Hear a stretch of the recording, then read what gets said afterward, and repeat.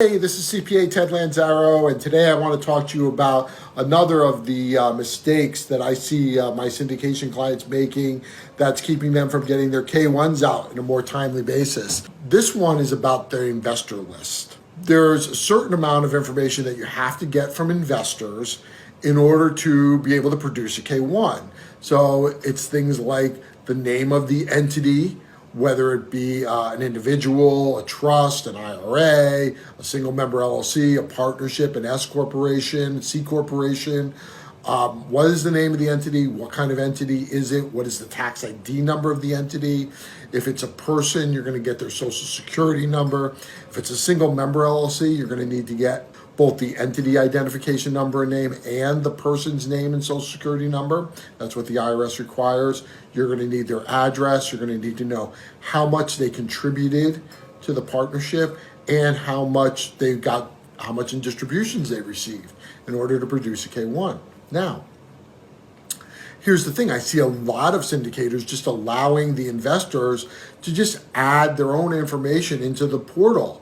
Well, limited partner passive investors, they have no idea typically what they need to provide. And there's a lot of people who are very concerned about privacy, obviously, so they neglect to put in things like their social security number, right? Now, you turn it over to your CPA during tax season to prepare the K1s, and there's a whole bunch of information missing, right? So what do? We do the return, we hand it back to you and say, okay, we're almost done.